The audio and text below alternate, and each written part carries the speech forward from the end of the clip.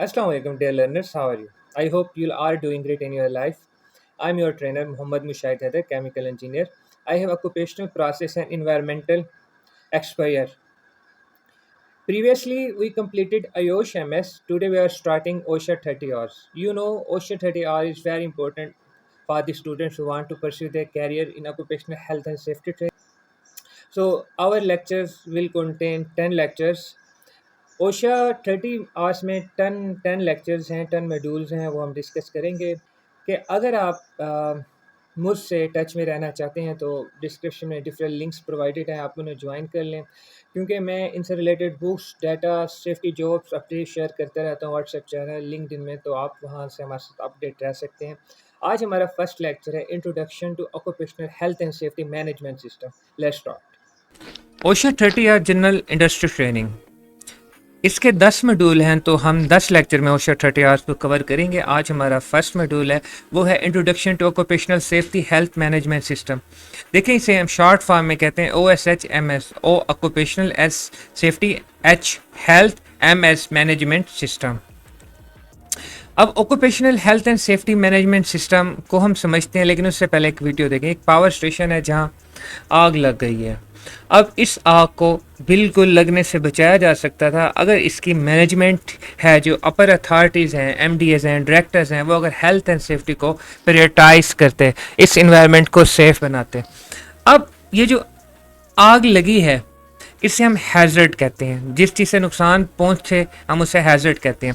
अब अगर health and safety management system होता तो हम इस फायर के हैज़र्ड को आइडेंटिफाई कर लेते और आग लगने के रिस्क को कम कर सकते थे। हम उसे अल्टीमेट क्या फ़ायदा होता, जो भी नुकसान हुआ है इक्विपमेंट को, लोगों को, प्रॉपर्टी को, वो सबसे बचाया जा सकता था। तो जो सेफ्टी मैनेजमेंट सिस्टम है, इसका काम ही यही है, ये नुकसान से बचाती है किसी भी तरह का। ओशा 30 आवर्स अब कर रहे हैं। एक्चुअली ये ओशा एक्ट है, ये ओशा लॉ है, ये बनाया गया था। प्रेसिडेंट निक्सन ने 1970 में ये ओशा एक्ट बनाया था। अब उन्होंने बनाया था, जो अमेरिका में वर्कर्स हैं उन्हें प्रॉपर राइट नहीं दिया जा रहा था। इस लॉ को बनाने के बाद इंडस्ट्री में इम्प्लीमेंट कर दिया था, जो लेबर है उन्हें राइट दिया जाए। बेसिकली जो लॉ है ना, जो वर्कर्स होते हैं किसी इंडस्ट्री में, उनके लिए होता है कि वर्कर को उनके प्रॉपर राइट्स दिए जाएं। अब इस लॉ में इन्होंने इन्फोर्स किया कि जो भी वर्कर काम कर रहा है उसे सेफ वर्किंग एनवायरनमेंट दिया जाएगा ताकि उससे किसी तरह का नुकसान ना हो। अब ओशा लॉ में एक क्लॉज है, जनरल ड्यूटी क्लॉज। अब ये क्लॉज ये बताती है कि इंडस्ट्रीज तो हज़ारों हैं और हज़ारों इंडस्ट्रीज हैं, तो हैजर्ड भी हज़ारों हैं, कई तरह से उन्हें नुकसान पहुंच सकता है। तो उन्होंने कहा कि ओशा एक्ट में कि जो एम्प्लॉयर है, कंपनी ओनर है, कंपनी है, वो वर्कर्स की सेफ्टी का ख्याल रखेगी। अब एक वीडियो देखते हैं जिससे आपको आइडिया होगा कि मैं क्या कह रहा हूँ। अब ये थ्रेडिंग मशीन है, इसमें काम कर रहा था, ये इसमें इंटेंगल्ड हो गया और ये देखें इस तरह घूम रहा है, घूम घूम। तो अब एक्चुअली हुआ क्या है, इस मशीन में ना बहुत इश्यूज़ हैं। पहले तो यहाँ ना ये डायरेक्ट इस धागे से इन कॉन्टैक्ट में आ गए, इन फाइबर से। यहाँ एक गार्ड लगा होता है शीशे का या लोहे का, जिससे ना ये इससे इंटेंगलमेंट आने से बच सकता था, ये इससे नुकसान होने से बच सकता था। तो ओशा कहता है कि वर्कर्स को प्रोटेक्ट करना है तो जितनी इंडस्ट्रीज़ हैं उन्हें इंटरलॉकिंग करनी पड़ेगी, उन्हें यहाँ गार्ड लगाना पड़ेंगे ताकि इस तरह के नुकसान ना आए। तो अब मेरे ख्याल में आपको आइडिया होगा, जो भी इंडस्ट्री है, जिस मशीन पे भी काम हो रहा है, उसको इस तरह का सिस्टम दिया जाए कि वहाँ का जो वर्कर है, उसके साथ काम करने वाला, उससे नुकसान ना हो। अब मैनेजमेंट सिस्टम, अब जो मैनेजमेंट सिस्टम है या सेफ्टी मैनेजमेंट सिस्टम है, इसके ओशा इसको 4 पार्ट्स में डिवाइड करता है। की एलिमेंट्स इसके 4 हैं, वो हम आगे डिस्कस करने लगे। सबसे पहला जो एलिमेंट है वो है policy making and management commitment. Policy क्या होती है? एक्चुअली कोई भी इंडस्ट्री होती है वो रिटन डॉक्यूमेंट्स पे ही के रूल्स के मुताबिक फॉलो करती है। कुछ इंडस्ट्री कहते हैं कि हमने मैक्सिमम प्रॉफिट कमाना है, कुछ इंडस्ट्री कहते हैं हमने प्रॉफिट कमाना है, हमने लोगों के जो वर्कर्स हैं उनको हेल्थ एंड सेफ्टी का भी ख्याल रखना है। कुछ लोग इंडस्ट्री होते हैं कि हम अगले 5 सालों में हम इतनी इनोवेशंस लेके आ जाएंगे। ये पॉलिसीज़ है, ये गोल्स हैं कि कोई कंपनी क्या करने वाली है। और मैनेजमेंट कमिटमेंट का मतलब ये है कि मैनेजमेंट क्या चाहती है, वो कितनी डेडिकेटेड है, वो कितनी सीरियस है किसी भी गोल को हासिल करने के लिए। तो सेफ्टी मैनेजमेंट सिस्टम का जो सबसे पहली है वो है पॉलिसी और management commitment towards health and safety बहुत स्ट्रॉन्ग होनी चाहिए। एक वीडियो देखते हैं। ये देखें, ये एक लोडर ट्रक है, आ रहा था, दरमियान में एक वर्कर ठहरा हुआ था, तो वो इसके नीचे आ गया। खैर से उसे हुआ कुछ नहीं, वो बच गया है। लेकिन अब यहाँ इश्यूज हैं। ओशा कहती है कि अपने वर्कर को सुपरवाइज करो, प्रोटेक्ट करो। अगर यहाँ मैनेजमेंट की कमिटमेंट होती तो वो अब मुख्तलिफ काम कर सकते थे। जो गाड़ियाँ, इनका रूट अलहदा हो सकता था, जो वर्कर है उसका रूट अलहदा हो सकता है, वर्कर को ट्रेनिंग दे सकते थे, कोई सुपरवाइजर प्रोवाइड कर सकते थे कि इस तरह का एक्सीडेंट ना होता। कंपनी में कितना हेल्थ एंड सेफ्टी पे काम होगा, ये वहाँ की जो मैनेजमेंट है वो डिसाइड करती है कि हेल्थ एंड सेफ्टी को इतना हम प्रायोरिटाइज करेंगे। सेफ्टी मैनेजमेंट सिस्टम का जो दूसरा पार्ट है ऑर्गेनाइजेशन एम्प्लॉय इन्वॉल्वमेंट। अब हम हेल्थ एंड सेफ्टी मैनेजमेंट को लेके आना चाह रहे हैं कल्चर में। अगर हमारा मैनेजमेंट तो अच्छी है, उसने हेल्थ एंड सेफ्टी पर ट्रेनिंग्स दी हैं, रिसोर्सेज दिए हैं, पीपीज दिए हैं, इंजीनियरिंग कंट्रोल दिए हैं, एडमिनिस्ट्रेटिव कंट्रोल दिए हैं, लेकिन अब वर्कर ही उस पर अगर अमल नहीं करना चाह रहा तो फिर क्या होगा, फिर इश्यू की बात है ना। तो एलिमेंट 2 है सेफ्टी मैनेजमेंट सिस्टम का, जो एम्प्लॉय है उसके इन्वॉल्वमेंट होनी चाहिए। एक वीडियो देखते हैं। ये स्कैफ फोल्डिंग पे ठहरा हुआ है और ये एक सामान अपने जो वर्कर है उसे नीचे दे रहा है। वर्कर कहते नहीं अभी रुको, लेकिन वो ना कॉल में बिजी है। कॉल में बिजी है, उसके जहन में रहता नहीं कि वो ये रॉड पाइप छोड़ देता है, पाइप आके से बैकबोन पे लगता है जिससे इंजरीज हो गई। अब देखें, हेल्थ एंड मैनेजमेंट ने तो कहा था हेल्थ एंड सेफ्टी को मानो, लेकिन अब वर्कर ही इन्वॉल्व नहीं थे। अगर इस तरह का होगा, अगर वर्कर लापरवाही करेगा तो ओशा वर्कर को पेनल्टीज करता है, सजा देता है। सेफ्टी मैनेजमेंट सिस्टम का जो थर्ड पार्ट है वो है प्लानिंग एंड इम्प्लीमेंटेशन। आपने काम करने से पहले प्लानिंग करनी है कि आप काम किस तरह करेंगे। प्लानिंग जब हो जाएगी फिर उसी प्लान को आप इम्प्लीमेंट कर देंगे कि आप काम इस तरह करने वाले हैं।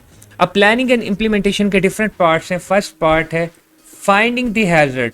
आप कोई भी काम कर रहे हैं, आप उसमें हैजर्ड को फाइंड करेंगे। आप देखेंगे कि जहां आप काम कर रहे हैं, चलें पहले एक वीडियो देखते हैं, वीडियो से रिलेट करेंगे। अब ये वर्कर काम कर रहा है, अब इसका एनवायरनमेंट कैसे है, सारे इर्द गिर्द सैक्स हैं, बोरियां हैं, फिर एक्सपोजर क्या हो सकता है, बोरियां इस पर गिर सकती हैं, फिर अगर बोरियां गिर गई तो कंसिक्वेंसेस क्या होगा, इसको कोई इंजरी फ्रैक्चर हो सकता है। अब इसमें कुछ कंट्रीब्यूटिव फैक्टर्स हो सकते हैं, कोई और चीज़ आके ट्रॉली में लग जाए। तो अब ये है, इन 4 तरीकों से आप हैजर्ड को फाइंड करते हो कि कौन कौन से हैजर्ड है। अगर इन चारों हैजर्ड स्टेप्स पे काम किया जाता तो जो ये वर्कर है इस पे ये सैक्स ना गिरती, तो ये बच सकता था। जो सेकंड प्लानिंग और इम्प्लीमेंटेशन का वो है कंट्रोलिंग द रिस्क को आपने कंट्रोल करना है। फॉर एग्जाम्पल अभी आप वीडियो देखेंगे, इस वीडियो में ये एक क्रेन है, क्रेन सामान उठाने लगे है और ये सामान उठाते उठाते इससे लोड मैनेज नहीं होगा और इसने ओवर टर्न हो जाना है। अब ये एक रिस्क था जिसका हमें नुकसान हुआ, प्रॉपर्टी को नुकसान हुआ। ये देखें, ये फ्लाइंग मैन भी ऊपर जा रहे थे। अब जो रिस्क होते हैं उन्हें ख़त्म करने के, उनको मैनेज करने के 5 स्टेप हैं। पहले है एलिमिनेशन, कि इस तरह से कुछ किया जाए कि वह हैजर्ड ही ख़त्म हो जाए। फिर है सब्स्टिट्यूशन, उसकी बजाय कोई ऐसी टेक्नोलॉजी यूज़ की जाए जो लेस हैजर्डियस हो। थर्ड है इंजीनियरिंग कंट्रोल, हम अच्छी क्रेन इस्तेमाल कर सकते थे जो उल्टी ही ना, हम इस तरह का अच्छा सिस्टम लेके आते। फिर है एडमिनिस्ट्रेटिव कंट्रोल, अब क्रेन उल्टी है तो इर्द गिर्द जो लोग हैं वो जो इसके नीचे आते हैं उनका नुकसान हो सकता है। हम एडमिनिस्ट्रेटिव कंट्रोल करके बार शार लगा के बैरिकेशन करके उन्हें सेपरेट कर सकते, उस एरिया में कोई नहीं होता था। और पीपीईज भी पहनते, उसका फ़ायदा ये होता कि नुकसान से बचत हो जाती। अब असल में ये जो 5 कंट्रोल हैं ओशा में मैंने बार बार समझाए हैं। जो इससे पहले हमने आयोश एमएस कंप्लीट किया था, वो भी आपको इस चैनल की प्लेलिस्ट से मिल जाएगा। फिर है एलिमेंट 3 का पार्ट सी, इक्विपिंग वर्कर्स को इक्विप करना, वर्कर्स को ट्रेनिंग देना, वर्कर्स को इतनी इन्फॉर्मेशन दे दी जानी चाहिए वो जो काम कर रहे हैं उसे अच्छे तरीके से करें और उन्हें किसी तरह का नुकसान ना हो। अब देखें, ये एक वर्कर है, ये अब स्कैफोल्ड है, ये पीछे आ गई, मोबाइल स्कैफोल्ड थी, ये गिर सकता था, पीछे रोड का हैजर्ड है। फिर बात यहीं ख़त्म नहीं होती। अब इसके साथ एक देखें, इसके ऊपर एक और लैडर है, वो भी गिर गया, दोनों शख्स। यह बंदा ना था, ये तो दोनों बाहर जाने वाले थे। तो अगर वर्कर्स को ट्रेन देते, वर्कर्स को इक्विप करते, वर्कर्स को पीपीई देते, वर्कर को बताते कि आप अगर वर्क एट हाइट कर रहे हैं तो क्या प्रोटेक्ट करें, क्या ना करें, तो ये इस तरह के नुकसान से बचा जा सकता था। तो ओशा प्लानिंग और इम्प्लीमेंटेशन में ये कहता है कि आपका जो वर्कर है आप उसे इक्विप करो। पोर्ट एलिमेंट जो 4 है वो है प्रोग्राम इवेल्युएशन एंड इम्प्रूवमेंट। अब इम्प्रूवमेंट, आप जिन भी टेक्नोलॉजीज़ के साथ काम कर रहे हैं आपने उन्हें इम्प्रूव करना है। आपकी क्या परफॉर्मेंस है आपने उसे इवेलुएट करना है। मिसाल के तौर पे ये वीडियो देखें, आपने देखी है ये वीडियो, इसमें ना गिर गया, नुकसान हो गया। तो प्रोग्राम इवेल्युएशन में आप देखेंगे रिव्यू में ये होता है कि हमने लोगों को ट्रेनिंग दी, वर्कर्स को हमने सिखाया, वर्कर को हमने लेटेस्ट टेक्नोलॉजी दी, उसके बावजूद भी नॉन कन्फर्मिटीज हुई, वर्कर ने उन पे काम नहीं किया, वर्कर ने उन पे काम नहीं किया तो उन्हें नुकसान हुआ, उन्हें चोट पहुंची। तो रिव्यू में देखते हैं कि आपने मैनेजमेंट ने जो पॉलिसीज बताई थी वो कितना इफेक्टिव साबित हुई। दूसरा है इम्प्रूवमेंट। इम्प्रूवमेंट में ये है कि जो भी हमारे पास रिकॉर्ड है, एक हमारा टारगेट था कि हमने इस साल में ना इतनी 10 से ज़्यादा इंजरीज नहीं होने देनी, लेकिन हम देखते हैं कि 6 इंजरीज हो गई, हम देखते हैं कि 6 इंजरीज हुई। तो अब हम उस इलनेस को, ट्रेंड को देखेंगे 6 इंजरीज भी क्यों हुई हैं, अब उसको हम मज़ीद इम्प्रूव करेंगे। फॉर एग्जांपल हुआ ये कि जो एक वर्कर था वो जैसे ऊपर जाते हैं काम करने के लिए गिर जाते हैं, तो हमने उन्हें ऐसे शूज़ दिए जिनसे वो अब गिरते नहीं है, वो आराम से ऊपर जा रहे हैं। तो ये क्या हो गया, सिस्टम मज़ीद इम्प्रूव हो गया। तो हम रिव्यू करते हैं, हम इम्प्रूव करते हैं। ओशा में जो आप एक ओशा में ना रिकॉर्ड कीपिंग बहुत अहम है। अब इसने उन रिकॉर्ड्स को ना डिफरेंट नाम दिए हुए हैं।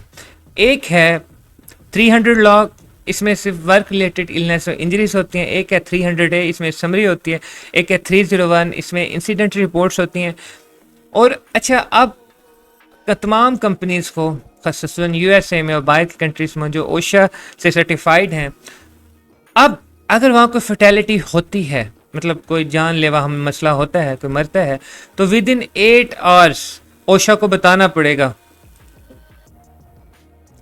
अगर कोई मतलब सीरियस एक्सीडेंट हो तो उसे हॉस्पिटल एडमिट करना पड़े, एम्पुटेशन हो चुका है, किसी को कोई सा खो गया है, आंख का नुकसान हो गया, तो फिर उसे 24 आवर्स के अंदर ओशा को बताना होगा। लेकिन एक सवाल ये होता है, ओशा तो कहता है पीपी यूज़ करो, वर्कर्स को इक्विप करो, अगर कोई नहीं करता फिर क्या होगा? अगर कोई रूल फॉलो नहीं कर रहा तो वो उसे बताने की ज़रूरत नहीं है, वो रिपोर्टिंग हम नहीं करते। अगर कोई रूल फॉलो नहीं करें, पीपी यूज़ करें, तो हम नहीं उसे रिपोर्ट करेंगे। अगर देखिए, अगर हम नहीं करेंगे तो उसका रिजल्ट तो यही निकलेगा, नुकसान होगा, एक्सीडेंट होगा। अगर ऐसा होता है तो फिर ओशा सामने आएगा और आपकी कंपनी पे क्रिमिनल केसेस चलेंगे और आपको नुकसान होगा, आपकी कंपनी की रेपुटेशन डूब सकती है, आपको फ़ाइन हो सकते हैं, वर्कर सिविल कोर्ट में जाके आपको कंपनसेशन कर सकते हैं। मैं आपके लिए बहुत मेहनत से डाटा अरेंज करता हूँ, वीडियोस लेक्चर में शामिल करता हूँ ताकि आपके ऑब्जर्वेशन बन सके। ये आपकी असाइनमेंट है आपके अंडरस्टैंडिंग चेक करने के लिए, और जो रजिस्टर्ड स्टूडेंट्स हैं व्हाट्सएप ग्रुप में आंसर शेयर कर देंगे। और अगर आप हेल्थ एंड सेफ्टी से रिलेटेड नाली से अपडेट रहना चाहते हैं तो वीडियो डिस्क्रिप्शन में जाएँ, वहाँ आपका लिंक्स इंतज़ार कर रहे हैं, जहाँ आप मुझसे और ज़्यादा कनेक्ट होकर और ज़्यादा फ़ायदा उठा सकते हैं। Thank you.